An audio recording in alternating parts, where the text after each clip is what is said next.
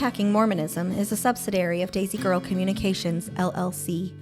All content herein is intended for educational purposes only and does not replace the advice or counsel of your personal care provider.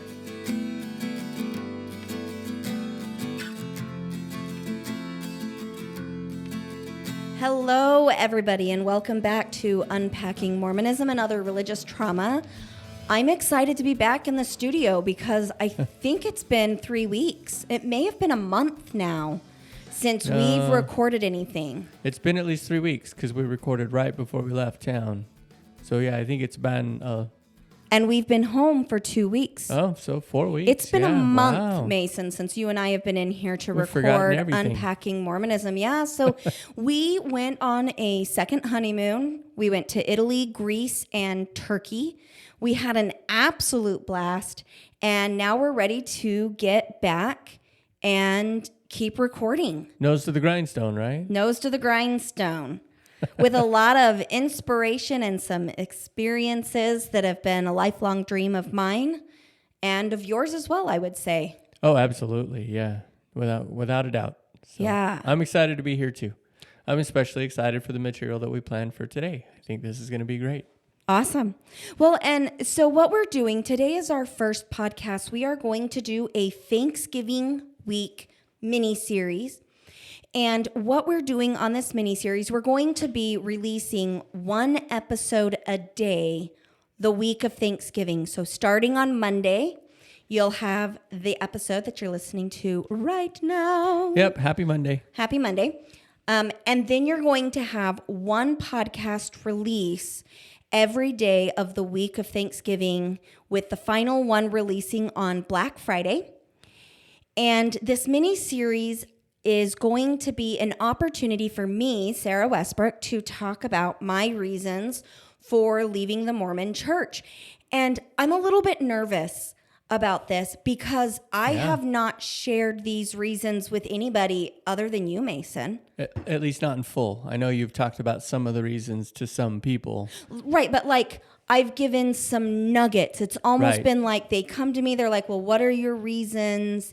And I've been like, okay, well, I'll pick one or two things and just kind of see how you respond. Right, absolutely. And so one of the reasons why I haven't told anybody is that so far the people who have asked me directly have mostly been family members, mostly your family members, actually, Mason, because my family members, you know, like I've got two siblings that are not Mormon at all. They haven't been Mormon for years.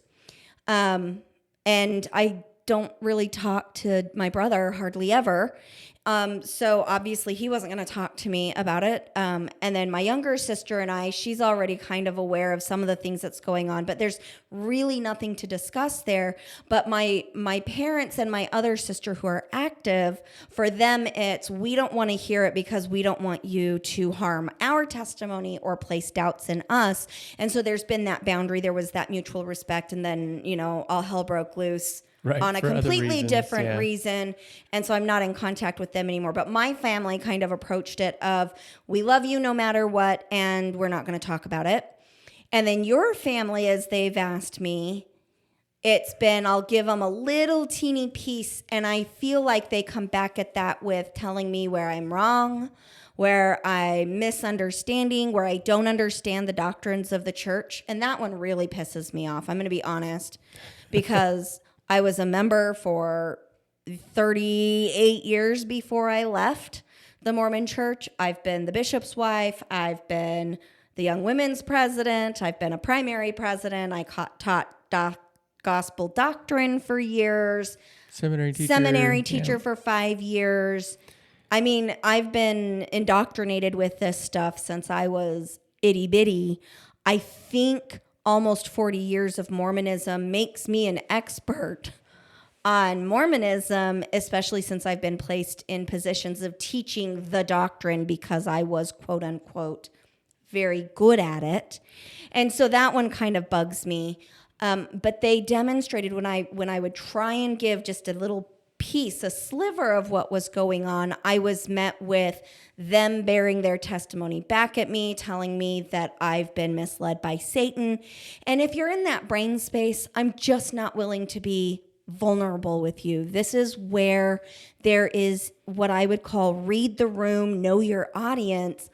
Brene Brown talks about being vulnerable as a way to heal. But one of the other things that she says that we've got to keep in mind is you have to feel safe and heard and validated with the person that you are choosing to share those vulnerabilities with. Because if you can't trust that person, it's going to come back and it's going to bite you. It's not going to work. You're going to actually experience probably a little bit more trauma. And so, Mason, I shared things with you and your responses kind of sucked, especially in the beginning.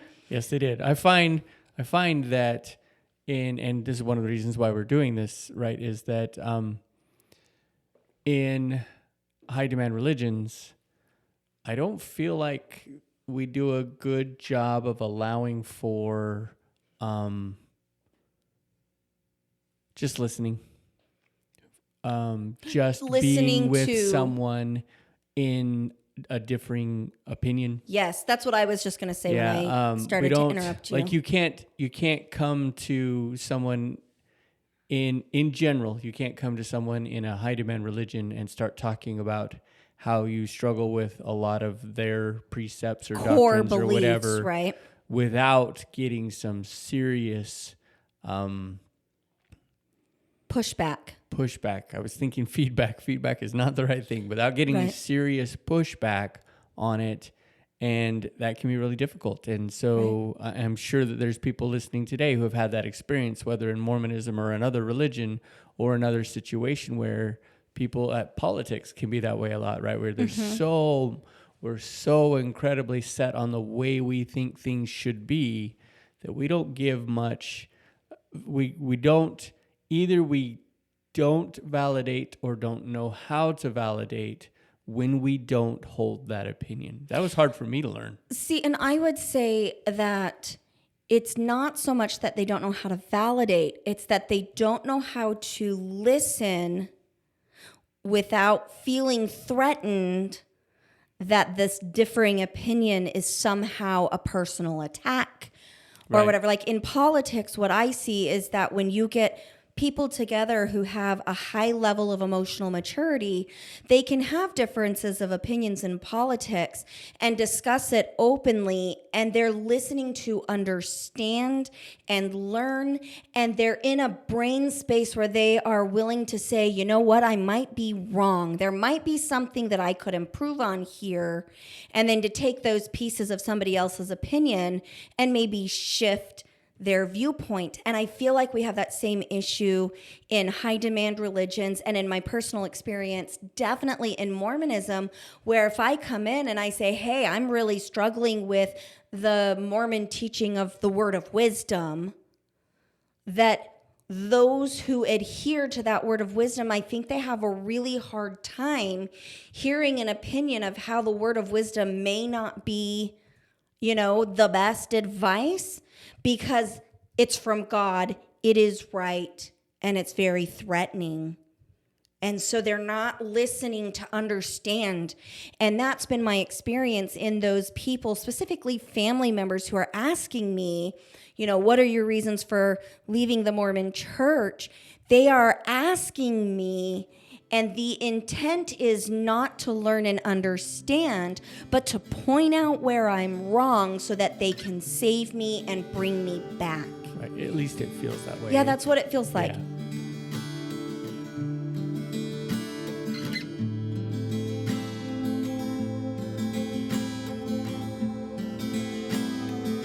And I know I'm not the only one, because I have clients who have said they feel that way. In the ex-Mormon community, when you listen to, Mormon Stories or Mormonism Live, the Almost Awakened podcast, I've heard them talk about this on occasion. And there's a couple of new ones. Nemo the Mormon, I think, is another one that I've listened to, where this is kind of a common theme, that those who have left the church feel love bombed So they get lots of extra attention. I didn't get that. I kind of got ignored, but that's because of COVID and some other things that occurred. Like I'm not, I was actually grateful for that. That I was mostly ignored, because if you had love bombed me, I probably would have told you to F off. Because it doesn't feel genuine when you're love bombing to rescue somebody. It doesn't feel genuine. It feels like there's always this underlying ulterior motive. And that's very triggering and off-putting. And I think that one of the things that Mormons don't realize is that their efforts to quote unquote rescue somebody who has quote unquote strayed is actually reinforcing the idea of, yeah, you're proving to me why I don't want to come back, because there are very few people within Mormonism that I've encountered where I can say, I disagree with this belief, and this belief. And for somebody to say, well, that makes sense. I don't look at it that way, but it makes sense why you feel this way. And if that's how you're feeling, then yeah, Mormonism may not be the best place for you. I would say I've got 2 Mormon friends who have been able to do that for me. Now, I have several Mormon friends who are very much in the, if you want to sit down and talk, we can. I'm here for you. And I don't feel like there's been a shift in our relationship at all. I've got the one friend who really struggled with it, but mostly with family members, where it's been this, we are in a place to listen, to tell you where you're wrong, where you're misinformed, where you've gone astray. I've been told that I've sinned seriously. I've been told that our marriage is doomed. Yeah, it's interesting. I picked up one of our boys from work last night, and he was talking about just being in a small town. I don't even remember how it came up, but just being in a small town. He hates being in a small town. And I said, well, do you understand why? And we got to talk just a little bit. But the problem that I see is in a small town, people don't have any experience outside of their small town, or very little, but they think they do. Like they think they understand the world, but they've never been out in the world to understand it. Right, absolutely. There's a lot of people who are not that way. But, and I don't mean that that's a bad thing on those people. Like if you're from a small town and all you've ever done is lived in a small town, you're going to understand things from the perspective of being in a small town. There's nothing wrong with that. Right. The problem is when they think that they understand everybody else as well. And it feels like high demand religions, that's kind of how they operate, right? They understand how things work in their realm, and there's no room for outsiders really trying to understand someone else's perspective, almost like that, well, I have the truth, so the rest of it doesn't matter.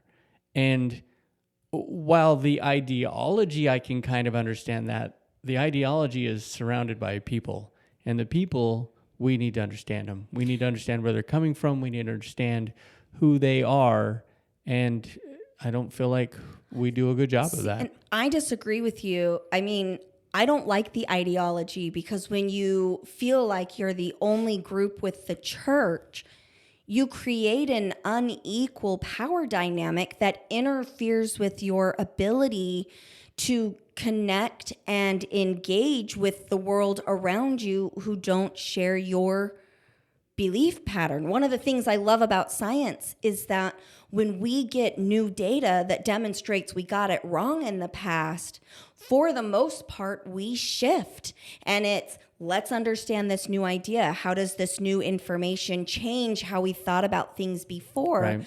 Whereas in high demand religion, and I like that analogy, Mason, of the high demand religion kind of comparing with really small towns where things have always gone the way they do, and we as humans, we just don't like change. Right. And so when new information comes in the community, you've got a group that kind of clamps down, and this doesn't work for our community, don't change our community. And I would say that's a natural human tendency.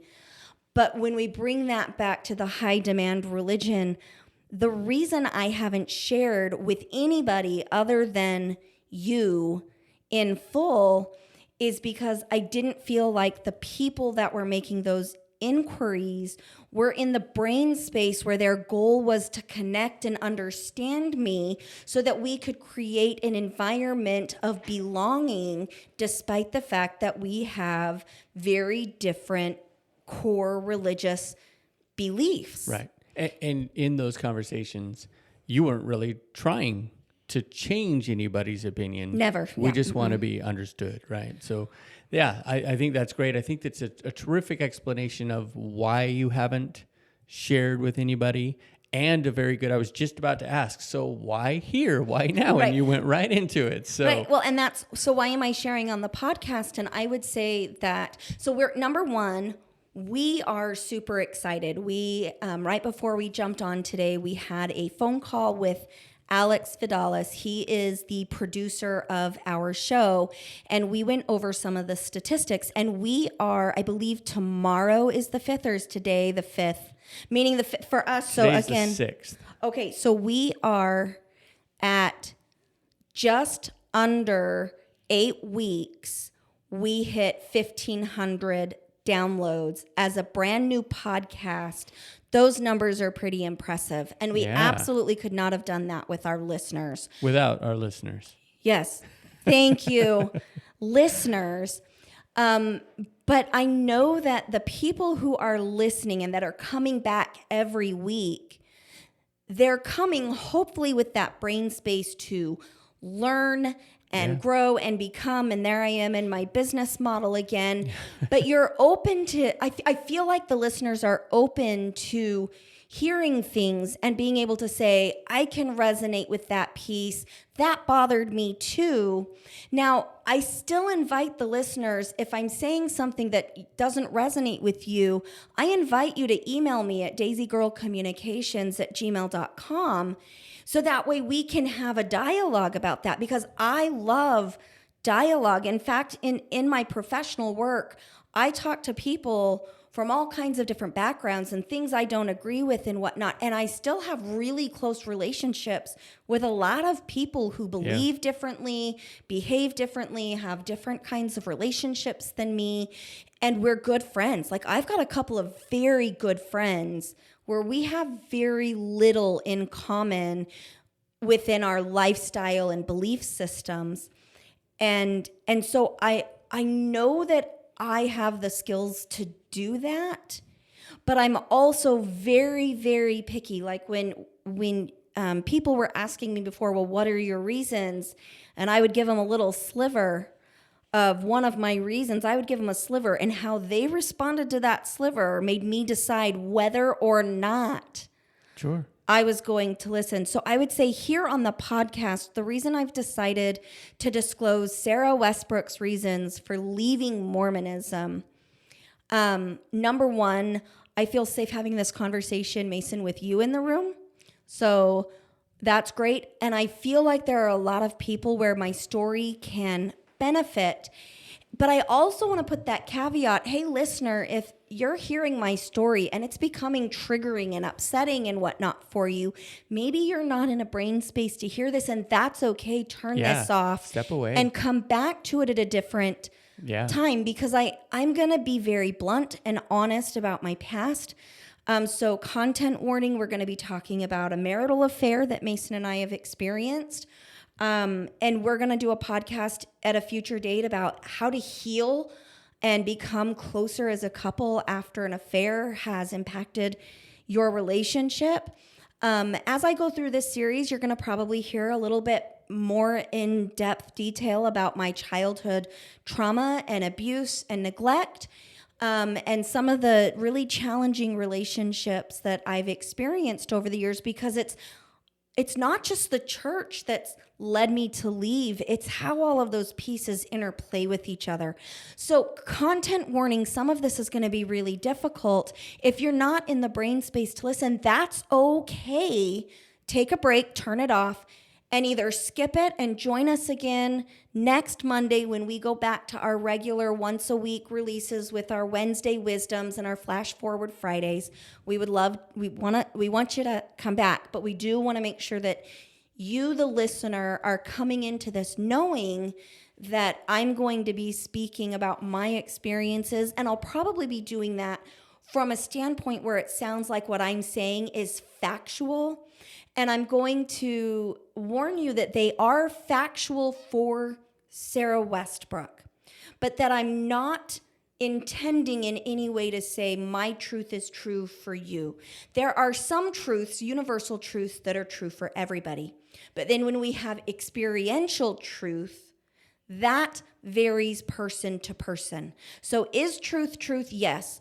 When we're talking about factual truth, that applies to everybody. But when we're talking about experiential truth and the way that I interpret and see the world as Sarah's truth, that is heavily influenced by my personal experiences, and Sarah's truth does not apply to anybody except Sarah. So you're going to find places where you might resonate with what I'm saying. Some places where you're like, maybe, maybe not. And definitely other places where you're like, no, that's not what I get from that. And I want to come out right up front and say, that's okay. That's normal. And if you want to dialogue about that and you want to reach out to somebody where you can dialogue and disagree, and my goal would be not to attack or belittle or minimize, or especially attacking your character. That's been one of the big things for me, is when I've started to share, my character gets attacked. And like I said, the one that's most triggering is, well, you didn't understand Mormonism. And my response to that in my head is, F you, which isn't very mature emotionally or relationship-wise, but that's kind of where I'm at because it's such a way to minimize me. Well, I think one of the nice things about a podcast is if you become triggered, you can hit the pause button, right? You can come back later. I think you talked about that one time when you were listening to a podcast and you weren't ready for the material that was coming, so you shut it off. You knew you wanted to hear it, but shut it off. You took a week or two until you were in a good brain space to come back to it, and then it was what you expected it to be.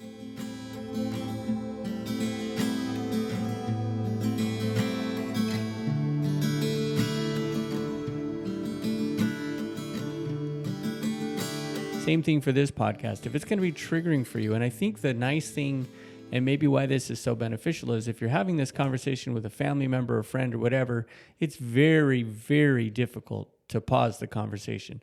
Emotions get hot, or they get tight, or, there's all kinds of things going on. It's very difficult to just walk away without causing offense, or you certainly can't come back to the conversation the same way that you left it. Whereas a podcast, it's always going to be here exactly as it is. So if it triggers you, please hit the pause button. Please step away. We'd love for you to come back. We'd love for you to hear this material and to digest it in a way that works for you. But once you get triggered, once the amygdala turns on, you got to be able to step away from it so that you can process it and then come back with your thinking brain. Yeah, well, and what you're talking about for me, when I shared that, it was a John DeLynn, Cara Burrell, and John Larson episode. It was one of the first, if not the first time, I listened to together. A John Larson episode, and I liked what he was saying and the way he was saying it. But for whatever reason that day, it was so overwhelming and triggering, and I was experiencing hypervigilance and flashbacks that I turned it off. I think I came back to it like 2 or 3 weeks later and loved it. And that group on Mormon Stories is still my favorite group to listen to. I love how raw John Larson is, but raw people, you got to be in the right brain space to listen to that rawness and appreciate it, because John Larson is a brilliant podcaster. I love the way he thinks. It really resonates with me.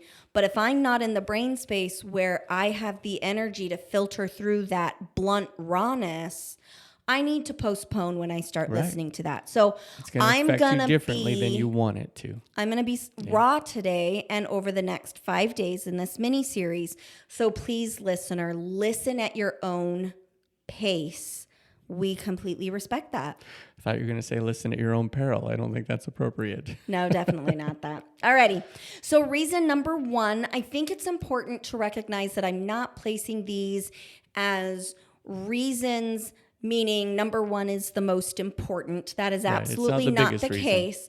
I'm doing these in chronological order for me, Sarah Westbrook. So the first issue that really started to bother me within Mormonism was the doctrine of polygamy, which is pretty common, I think, for women. For this one to be one that's really difficult for us. And I just want to remind the listener, I was born and raised Mormon in the small community of Snowflake, Arizona.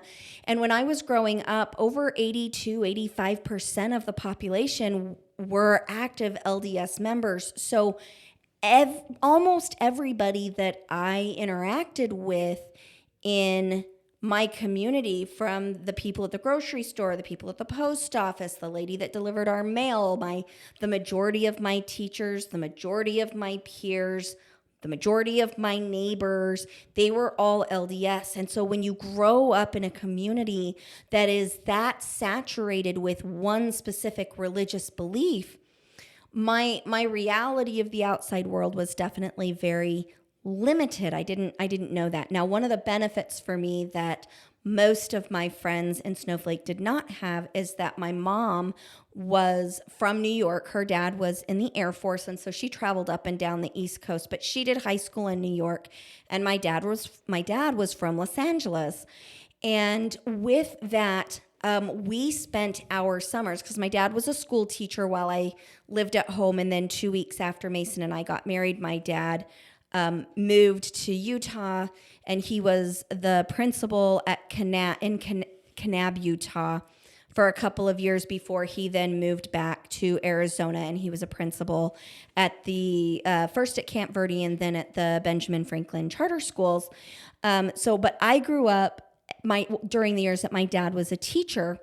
And so we would spend our summers traveling either to LA to visit family. We would go and visit grandmas and grandpas in LA, or we would go to New York and we would spend a good portion of the summer in upstate New York, and we would attend the churches there. And the churches in those communities were very different, culturally speaking, than what I was exposed to in Snowflake. And I'm forever grateful for that, because I got exposed to a lot more African American individuals in the congregation, and a lot more, socioeconomic status differences. I mean, when we were in upstate New York, my grandpa was a branch president, and we met in some other church's building for our services. The building that we met in was not even owned by the LDS church. I want to say it was a Catholic church, but I could be wrong on that. But we were in the inner city.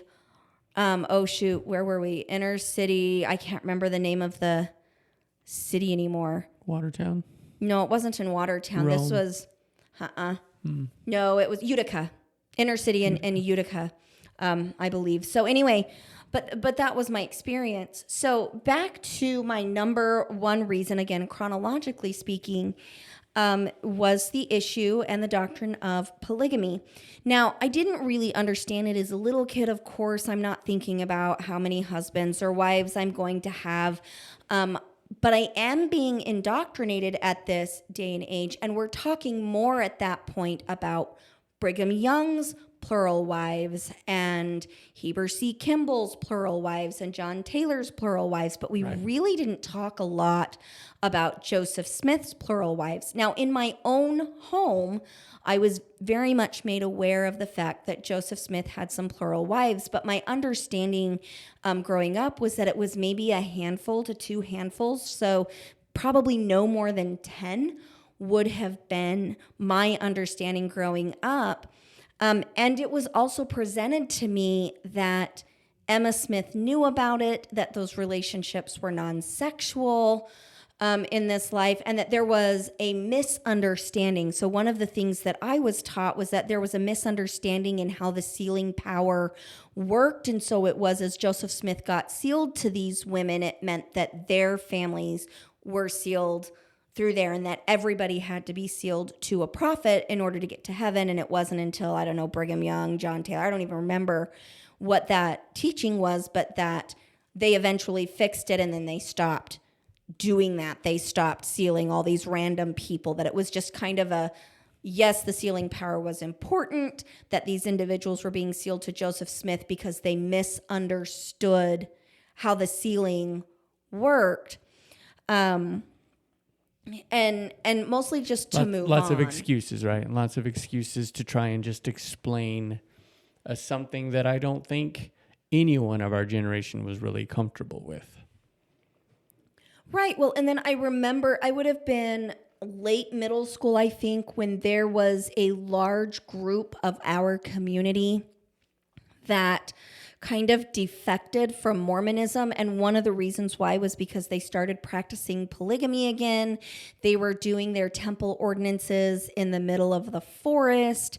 It was really weird. I remember that our across the street neighbor became a part of that. Our previous home teacher became a part of that, and it caused a divorce in his marriage. And like there were several individuals that took part of this break-off group.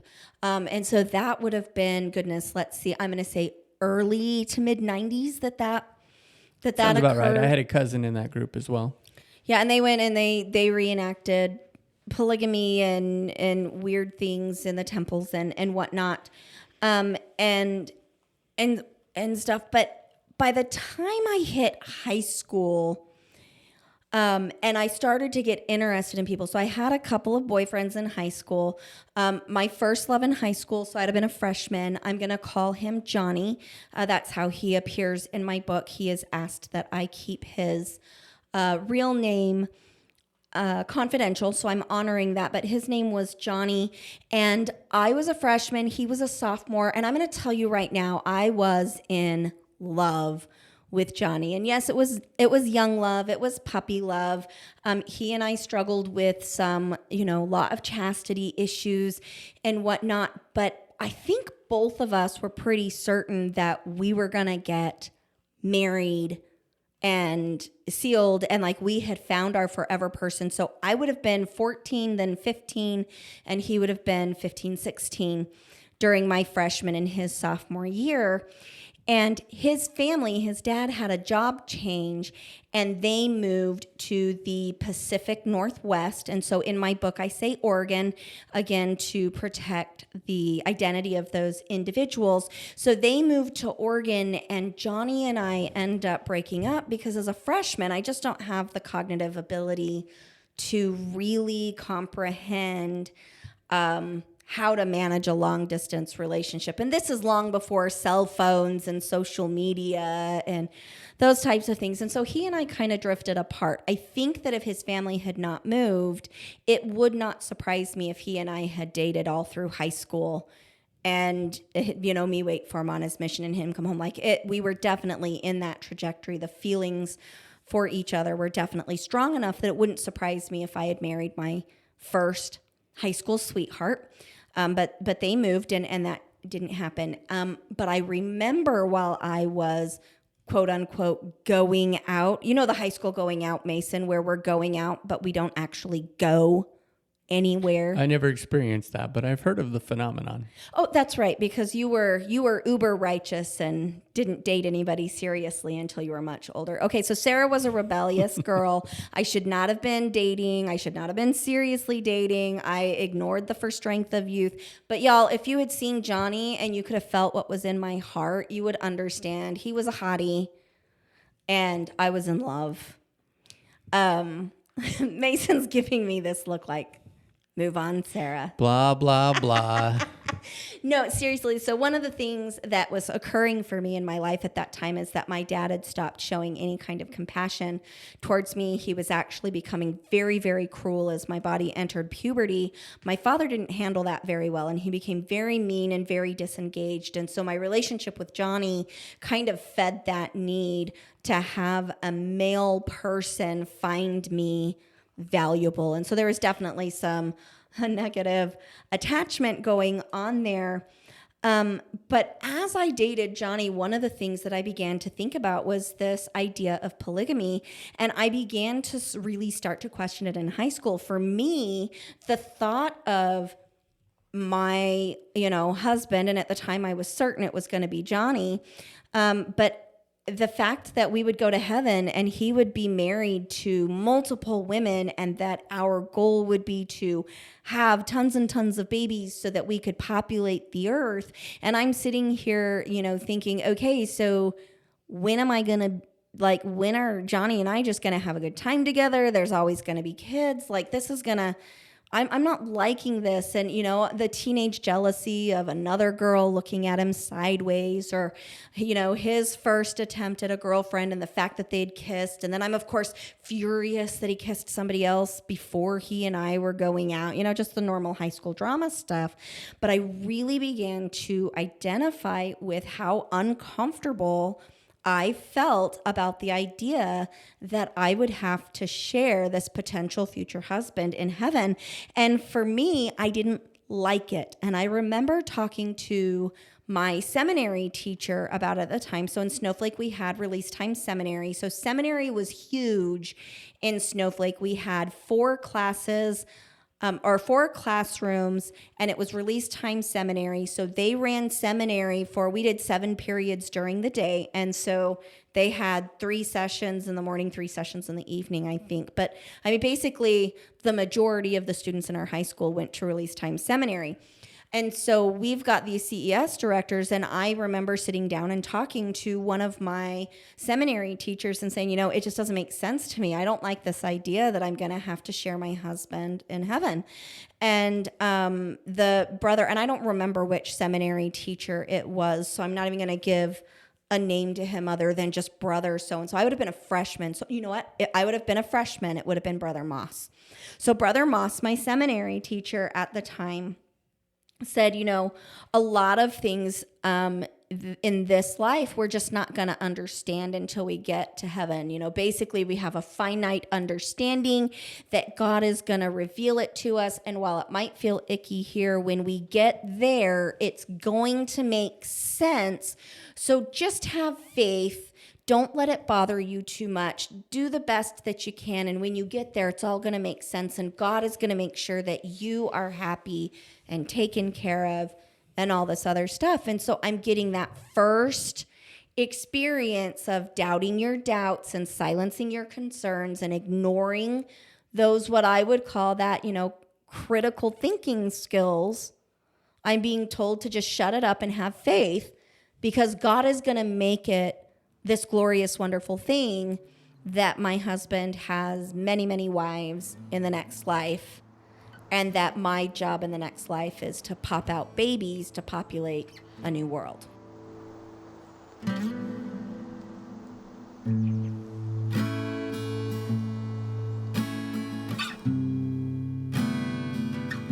Right. The idea to doubt your doubts or to put something aside for a while until you can understand it later is not necessarily a bad idea. Some things, certainly we're not ready to understand some things at different ages in our lives, but you're right. It oftentimes is also very much a just leave it alone because there is no explanation, or because it is kind of a messed up thing and we just don't want you to worry about it. So, yeah. Well, and, sometimes I would say, put it to the side.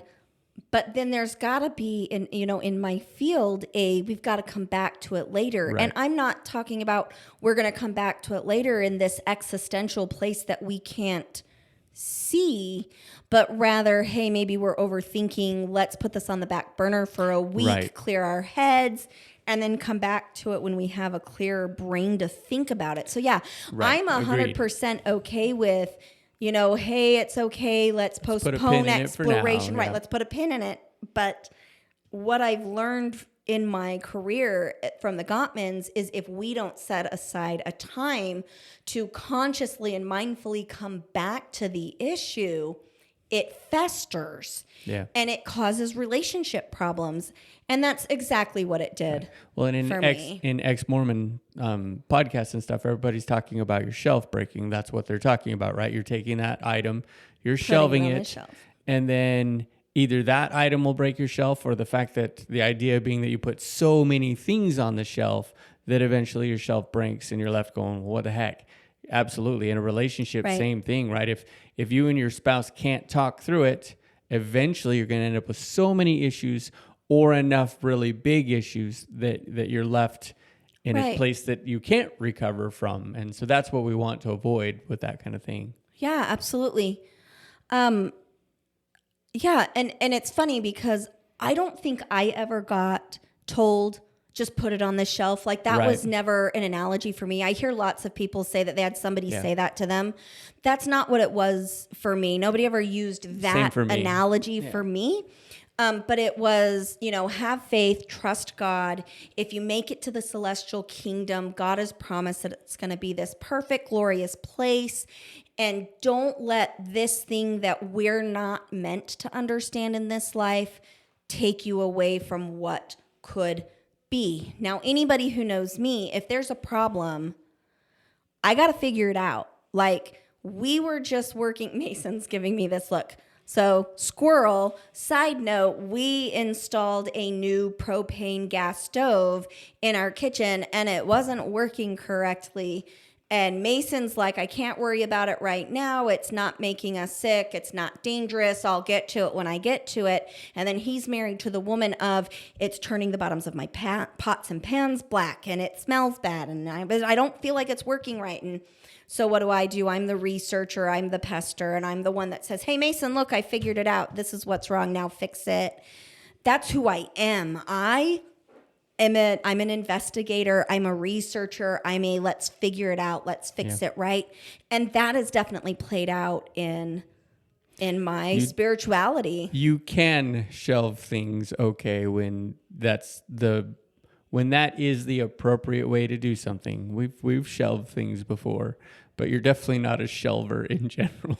Well, I'm a shelver when I know it's going to get addressed. Right. And if I start noticing things piling up on that shelf, I'm going to pick a weekend and be like, you see that shelf? Yep. It needs to get cleaned up and dusted and shined. And so that's just who I am. So fast forward, I had a second boyfriend in high school. His name's Michael. And we're not going to talk about Michael a lot on this podcast today, other than to bring up his name because he's going to come up again here in a little bit. If you want to know a lot about this relationship, these are a lot of the things that we're going to really delve into in my book, Trauma Bonded, which is due to come out in the spring, where a lot of this really gets into the nitty-gritty detail and whatnot. But Michael was not Mormon. And I actually felt really safe in that relationship because the idea that I would ever have to share him wasn't something he aligned his belief system with. And I liked that. I very much liked that as far as he was concerned, we were dating, we were together. I was his, he was mine. Now, I don't like that whole possessive language today, but in high school, it comes with its own problems, right? But it didn't affect this particular issue, right? Because in high school, it was, well, you and I aren't going to be going to the celestial kingdom in Mormondom because you're not a member, and whatnot. And so he tried to join the church in order to please my parents. Basically, it was, and again, with Michael, it's like, okay, I'm going to marry this guy because when you're growing up Mormon, the woman's job is to get married as soon out of high school as humanly possible. Y'all, I got married to Mason when I was 18 and 3 months. That is definitely a Mormon dynamic. And I know that Mormons are not the only one that have that dynamic. It was, you can't have sex before you're married, so get married really, really fast so you don't F up your entire future. And that's a topic for another day. My parents were not happy with the fact that I was dating Michael. They didn't like him.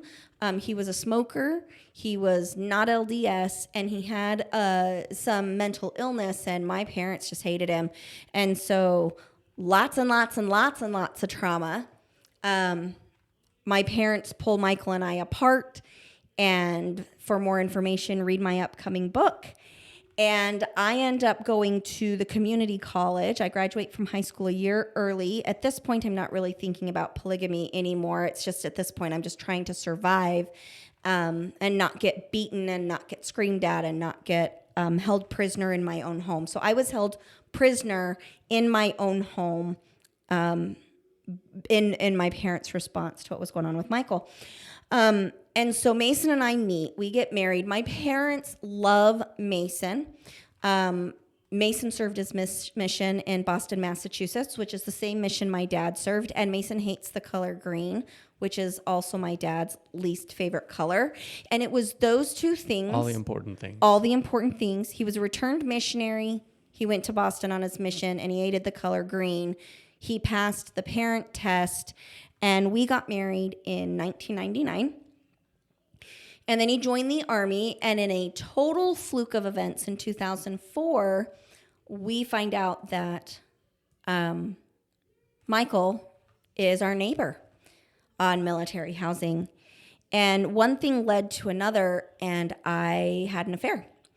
And not very many people know that I had an affair. About a week after that first sexual contact with Michael occurred, I sat down with Mason and I told him what had happened, because it did not, I don't like keeping secrets from my husband. That felt very icky.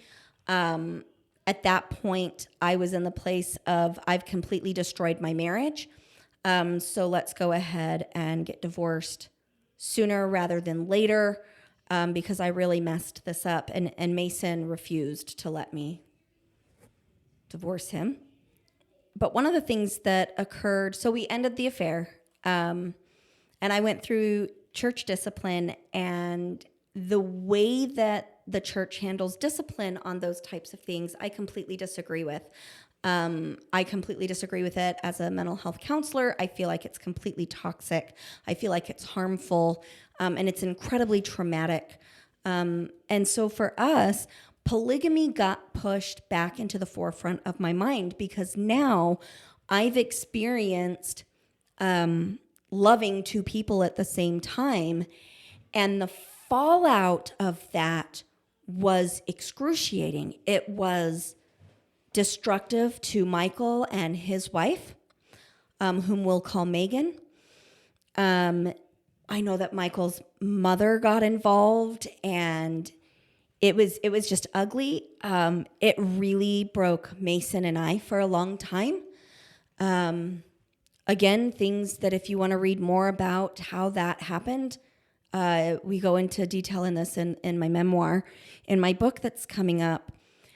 But that experience gave me a new perspective of how polygamy must feel in the church, and I hated it. And once again, it came down to my heaven.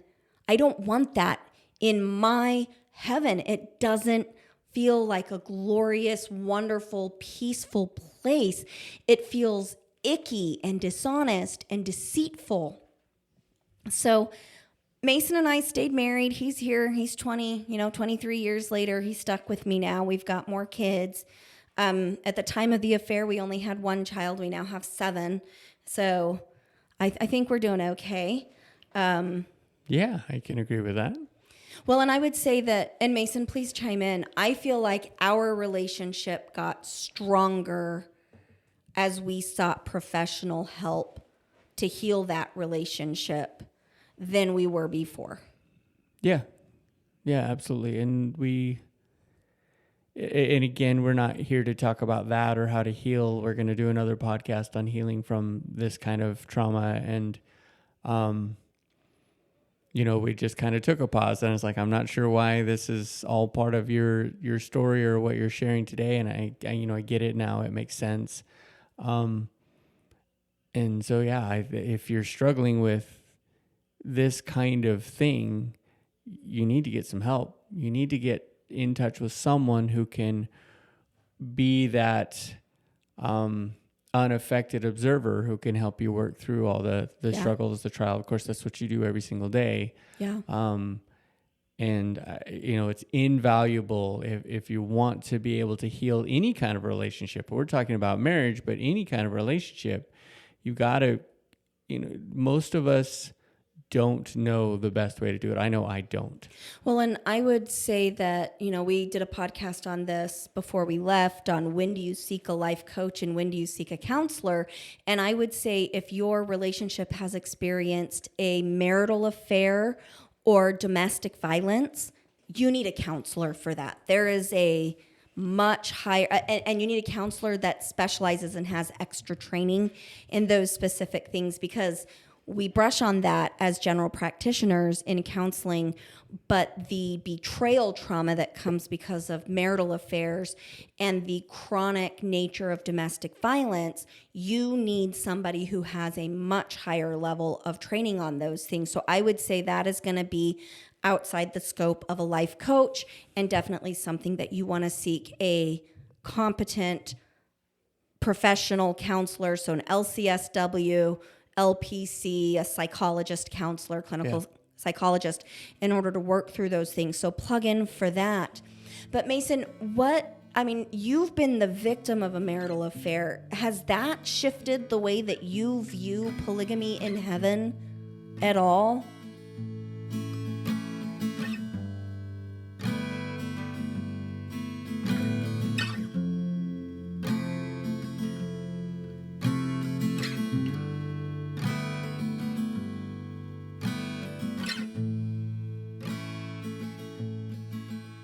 That's a really good question. I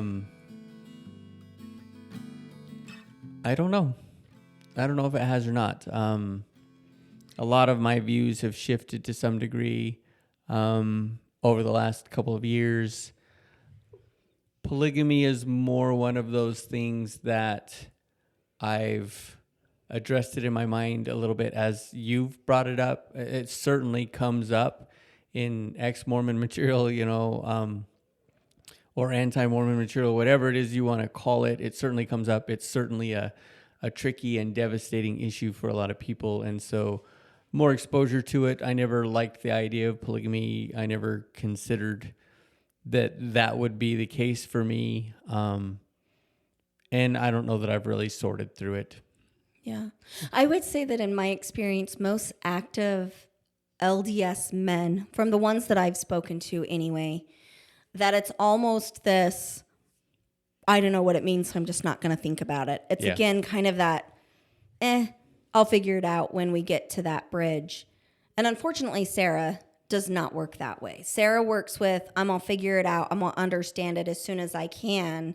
And then I'm going to shape my life decisions based on that. I don't do well with, I'll cross that bridge when I get there, on something as significant as yours and my relationship status into the eternities. Well, and I think if you don't recognize that the issue strikes men and women differently, you haven't really looked at the issue. It only makes sense that it would strike the different genders differently.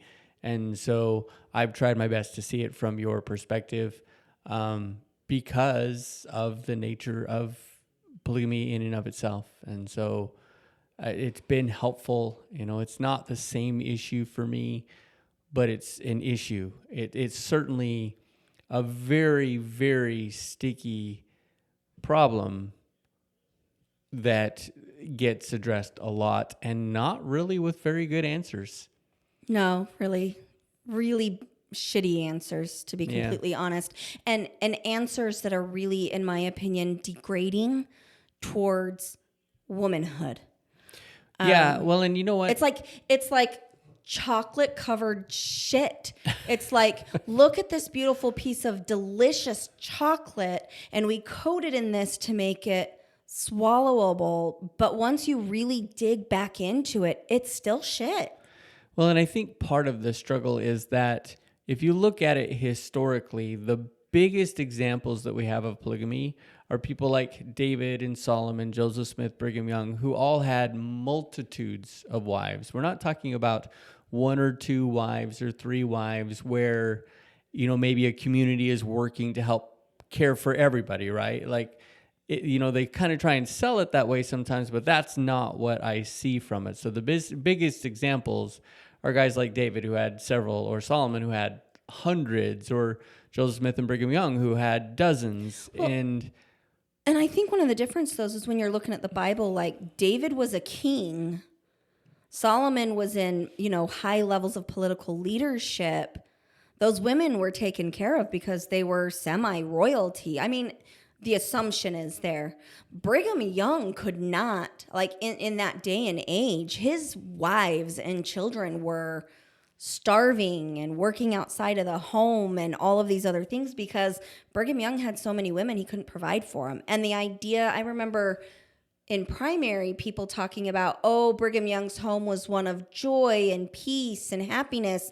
But then when you go into the actual history in the women's journals, that's not what was seen. Right. Like I said earlier, it's a very sticky issue that really doesn't, people try and play it as, try and make it seem as if it was a happy thing.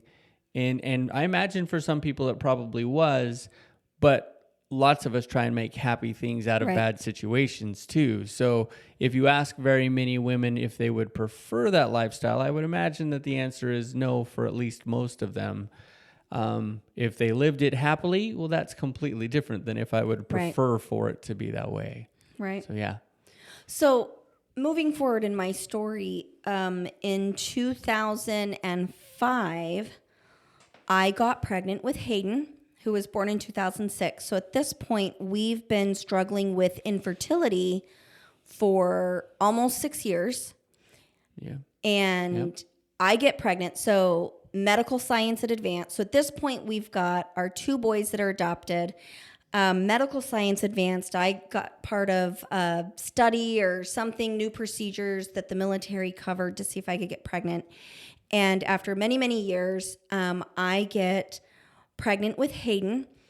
And I'm here to tell you, y'all, I don't do pregnancy well. I don't do it with grace. I am sick. I am bitchy. I'm moody. I'm weepy. Just super uncomfortable. And then I also struggle with pregnancy-induced depression and anxiety. So I didn't struggle with postpartum after Hayden or Katie's pregnancies, not even a little bit. But I had to go on an antidepressant with Katie because when I was pregnant with Hayden, I became a monster, especially during that 3rd trimester. And I actually hit my oldest son, Eric, which was so out of character for me. Like I was not a violent person, not at all. I was super calm. I was super patient with Eric in those early years. Brig, we were struggling with Brig. Brig would have been about 2. Yeah, about 2. So we were struggling with some, Brig special needs. But even with that, I was not a violent parent at all. And pregnancy made me somebody I am not. And then so we have Hayden. And then a couple years later, I get pregnant again with Katie. So I got pregnant over the course of the years. I got pregnant 11 times and I was able to carry 3 children to term. So I had a lot of miscarriages. I was always taking infertility medication.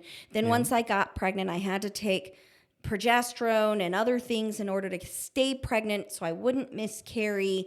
And Brig was, struggling and I was exhausted and burned out. And suddenly this whole polygamy idea of I'm going to get to heaven and my role in heaven is to still be a mother. So, my role up to that point, I was a stay-at-home mom. I did not enter the workforce permanently until I had to do my pre-graduate internship hours for my master's degree. So even my undergraduate practicum hours, I would work for a couple of weeks, get the hours in, and then I was a stay-at-home mom. Yep. And so, which is exactly what Mormonism told me that was going to make me happy. That was my purpose in life. And I'm going to be honest, I love kids. I'm great with kids. Like I was engaged. I feel like I was a really good mom for our oldest 4 kids.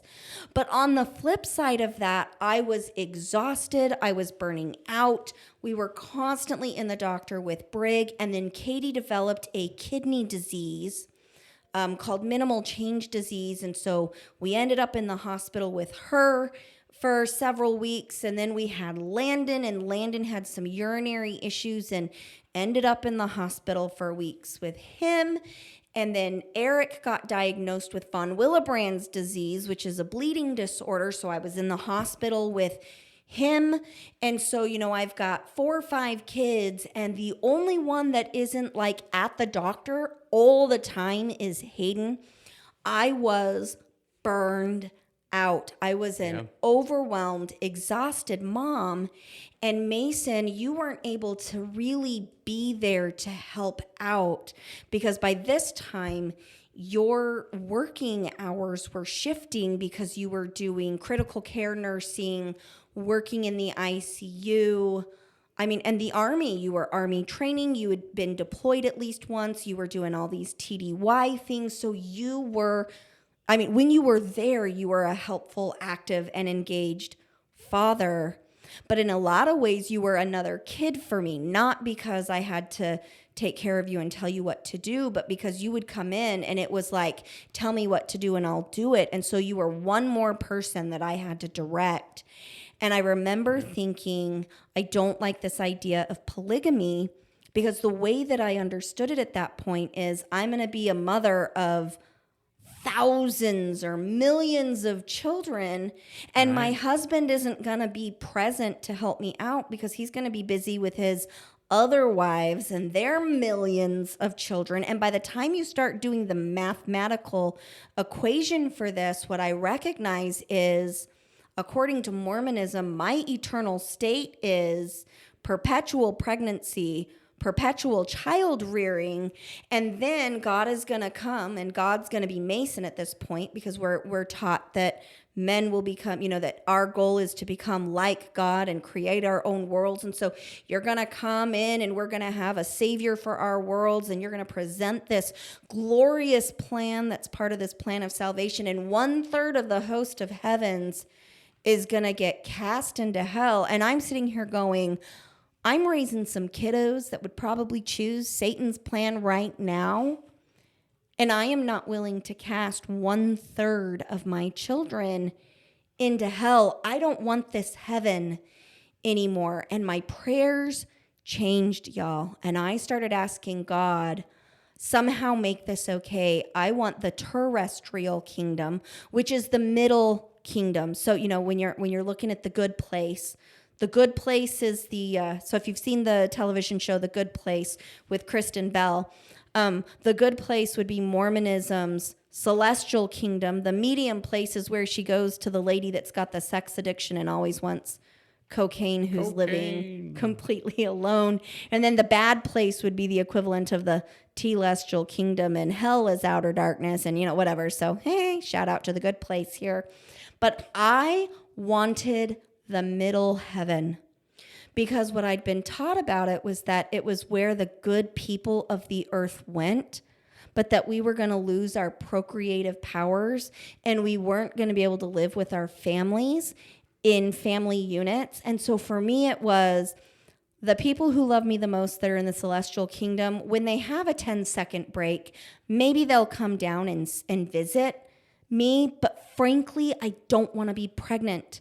And I don't want to be raising all of these kids where 1/3 of them, it doesn't matter how good I do, are going to be cast into hell in order to then torture their siblings forever.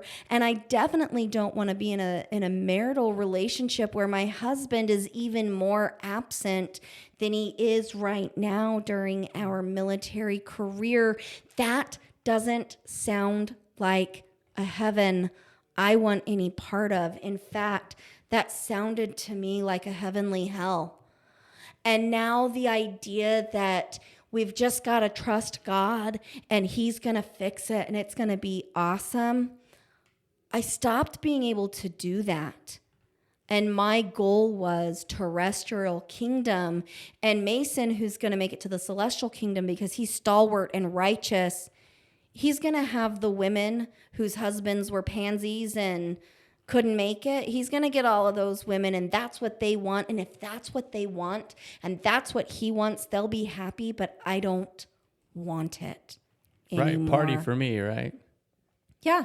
Mace, you get to go have sex as often as your eternal equipment, your eternal plumbing can work. I I want to say it was John Larson did a podcast. We'll have to look that up to see, where he did some mathematical equation where it's like, you know, the way that we were taught it when I was growing up, I've got to push out a baby like every 12 minutes in order to populate a world with all these other women for like 2 million years. And I'm sorry, but that math does not sound good. And then I have people, you know, saying, oh my goodness, Sarah, it's not going to be like that. And I'm all, well, but President so-and-so said it was going to be like that. And, you know, it doesn't matter. You give all these caveats of, oh, it can't be like that. And that's just our cognitive dissonance saying it can't be like that because that just doesn't work.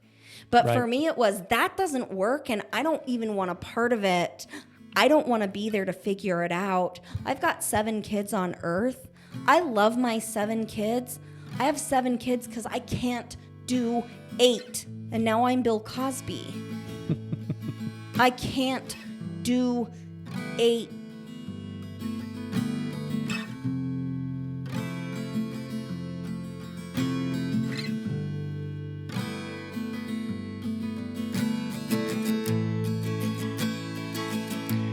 And I think that seems very reasonable to me, right? Like, I don't believe that's the way it works up in the celestial kingdom either.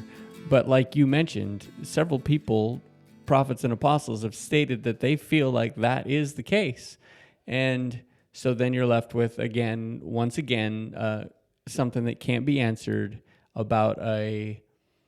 something that can't be answered that affects you not just in this life, but in quote unquote the eternities. And it makes sense why it would be such a devastating concept. And I'll use the term devastating because we spend our whole lives trying to build relationships and learn to be healthy, happy husbands and wives and mothers and fathers and so on.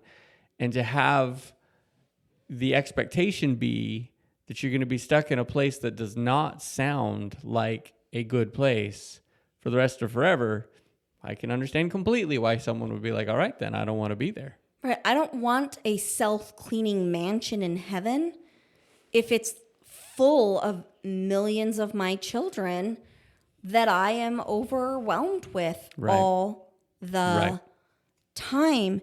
And then, you know, the other piece of that is it's like, okay, well, what does this look like for Mason? Well, it looks like for Mason, he gets to engage in sex, which Mason, in our marital experience, you like sex, but you get to experience having lots and lots of sex and creating a world, and all the glory gets to go to you and go daddy. Right. And we're not even going to talk about mom over here. Like, it becomes this, I lose my identity in heaven. I don't, my voice doesn't get to be heard anymore, because what the hell are you going to do when you have how many wives at the table? And then I have these people saying, oh, but Sarah, you're the most important wife because you're the number one. And as I'm studying my graduate degree, and as I'm learning things about polyamorous relationships, that's not how it works. That's not healthy. Like, we have eons and eons of societies where polygamy was the norm. I mean, there are still certain societies in Asia and Africa that polygamy is the norm.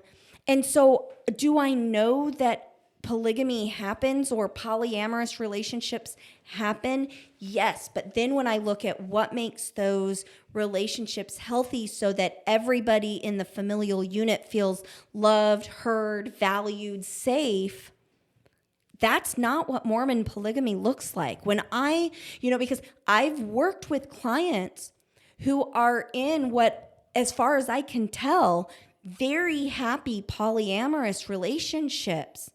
The dynamics and the things that these couples are doing to make those, unique family units work right here in the United States does not look anything like Mormon celestial kingdom polygamy, at least not the way that I've been taught that.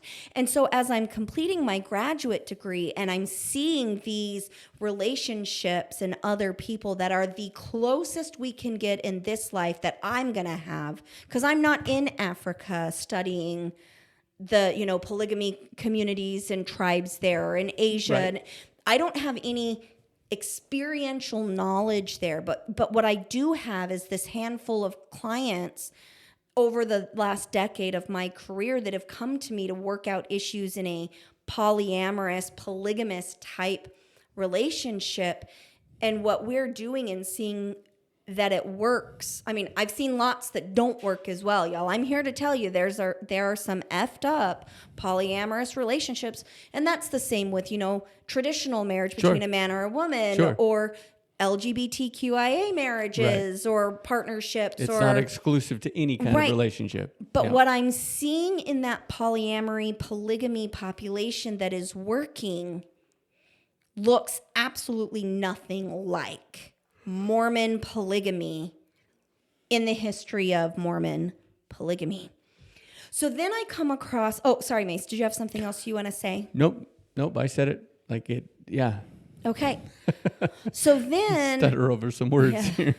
It's a rough one. So then I come across the book In Sacred Loneliness by Todd Compton. Now, this book is going to be in the show notes. There's a link to it there if you're interested in going to read this book. And one of the things I loved about Todd Compton's book is that he presents the facts as a historian, as in, these are the facts. I don't feel like there was a lot of bias. There was no, you shouldn't have done this, or, it reads very much like historical fact. And so a lot of the source material that he has is coming from the journals of polygamous wives. It's coming from, the papers and the marriage records and whatnot.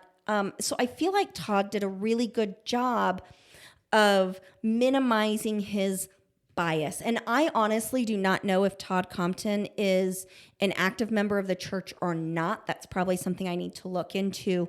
But the book, again, it's linked in the show notes if you're interested in it. But from that book, now I'm being exposed to a side of Joseph Smith's polygamy that is not what the church teaches. And so I'm like, no, this is anti-Mormon bullshit, which is exactly what the Mormon church tells me that this is. This is where the Mormon church says it's not published by the church, therefore it's anti, therefore it's dangerous. They could never get the story right. Yeah, right. For sure.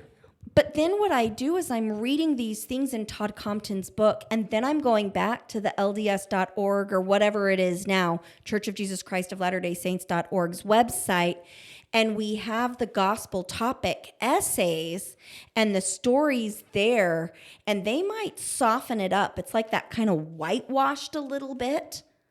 But what I'm reading in Todd Compton's book is being supported by the LDS Church's website, by their own accounting. Right. And I remember, Mason, when I shared this with you, your first response was, well, the LDS Church's website's been hacked. And I was like, well, it was put in there in 2013 or 16 or something, and we're talking in 2020, and they still haven't taken it down. No, Mason, I don't think this is a hacking. And I know that you were really upset about it for a while because it's so disgusting. And the things that were disgusting are things like child brides, where we've got kiddos as young as 14 years old. Now, on the LDS website, they say a few months shy of your 15th birthday, but damn it, that's a 14-year-old daughter. And I'm thinking about my daughter, Katie, who's 14 right now, and Joseph Smith would have been, 32, mid-30s? Yeah.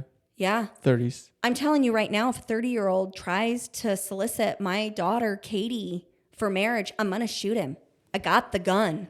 Right. I'm going to shoot you. Or he's going to go to jail, right? It's illegal. So, it's illegal. And then I hear, when I start sharing this with people, like I shared this with your mother, actually, Mason, and she said, well, that was normal in that age for girls to get married that young. And that's not true. The mean age of marriage during that time period for a woman was 19 or 20.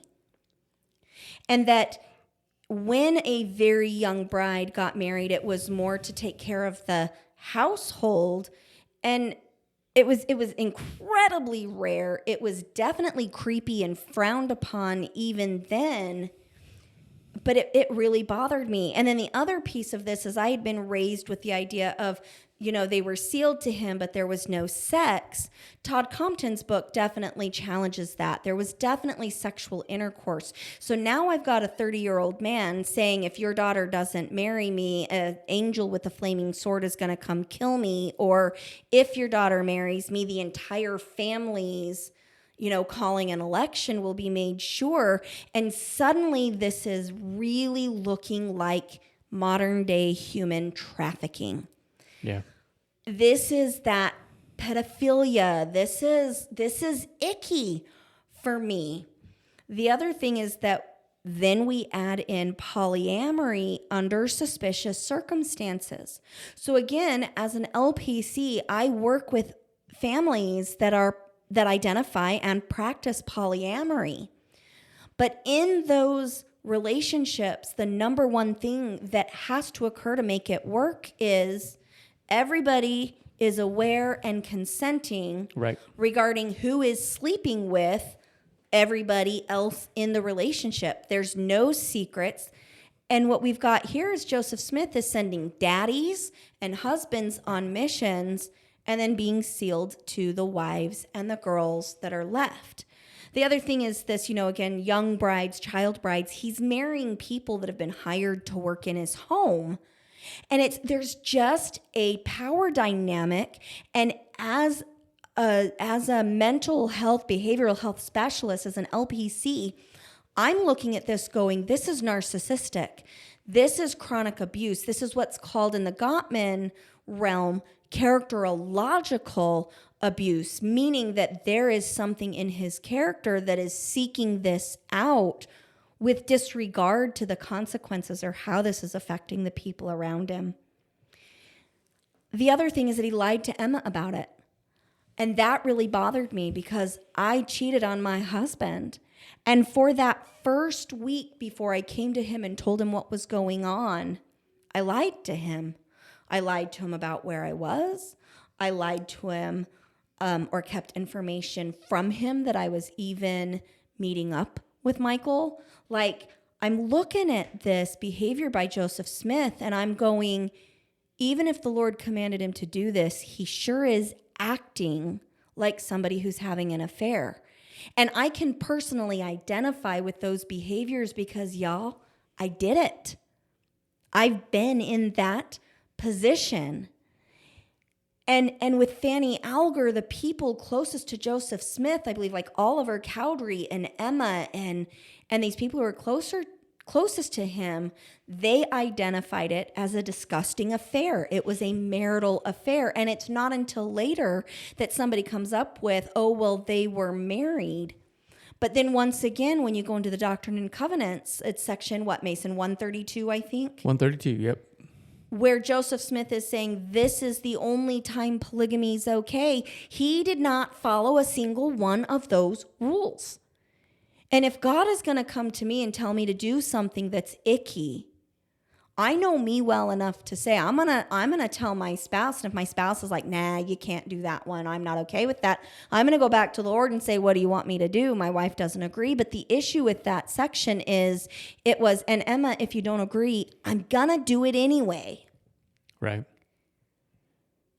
And I think that's triggering for a lot of people. That's narcissistic abuse. That really understand it is that, yeah, if your quote unquote revelation details how this law is supposed to be worked out, and then the person who is implementing this doctrine is not following those rules and regulations, if that doesn't raise red flags, we're indoctrinated, right? Well, and poor Emma. I mean, the amount of deceit. Yeah. I mean, God is not supposed to be the type of being, according to Mormon doctrine, who lies to get shit done. And yet somehow Joseph is lying every step of the way. Like Emma was beyond number 22 to be sealed to her own husband. Right. Emma's best friends are having a second fake marriage. The Partridge sisters are having a second fake marriage just to dupe Emma. Those are not the things. Those are not the behaviors that exist in healthy marriages. And as I read this and I'm identifying these, the hiding behaviors, the lying behaviors, the shifting of table turns, it's Emma's fault that she doesn't know because she can't handle it. That's narcissistic abuse, the minimizing, the changing of the story, and the silencing others to the point of threatening, lying to the government. Like, that is not the type of behavior that I feel God, who has told us in our own article of faith to honor and sustain the law of the land. For me, I walk away with either Joseph effed up and he had a real problem with sexual addiction and he utilized the church as a front for that. That makes sense to me. But if he didn't and he's a prophet of God and this is really what God wanted, then I just don't want part of that anymore.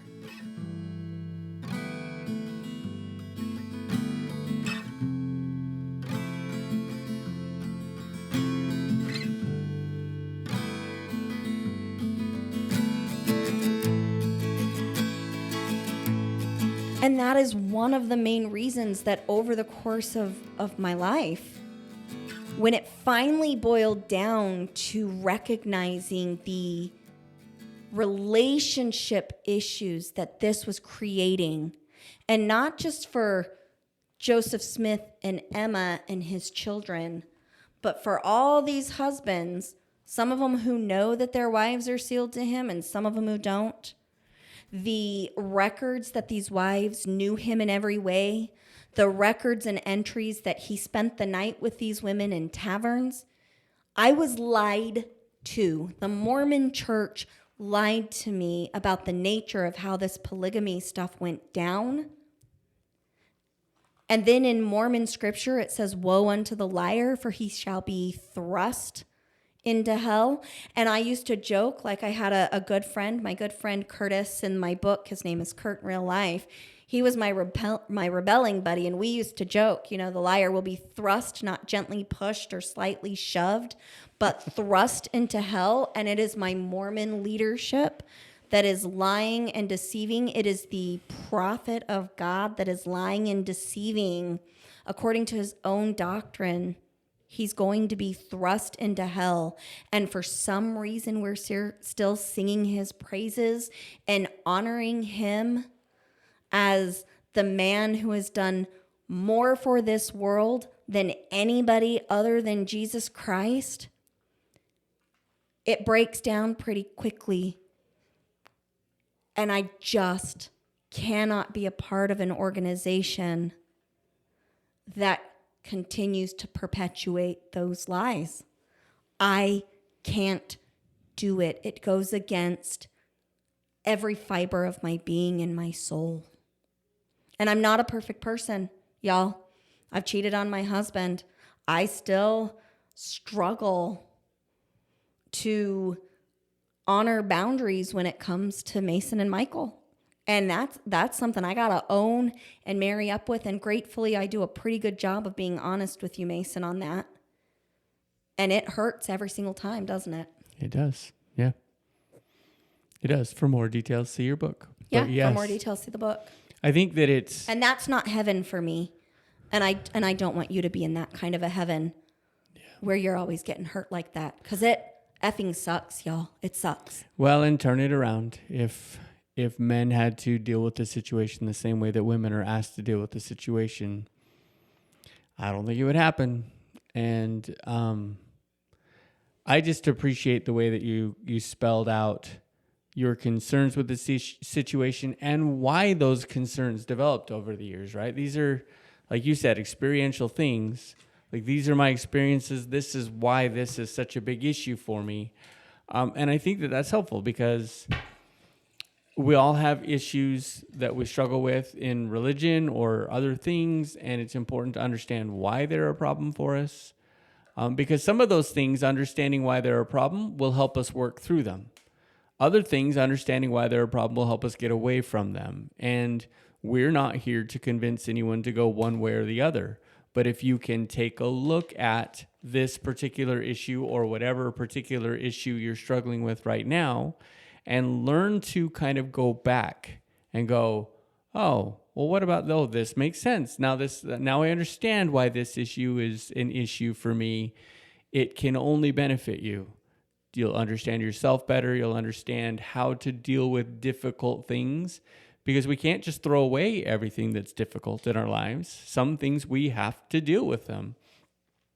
And so understanding better how to deal with them, how to approach them in an investigative way, how to get curious. Yeah, how to get curious about it rather than just, oh, well, I don't understand it. Let me put that on the shelf.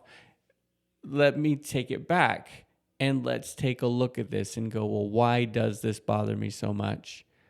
What do I do now? Where do I go with that?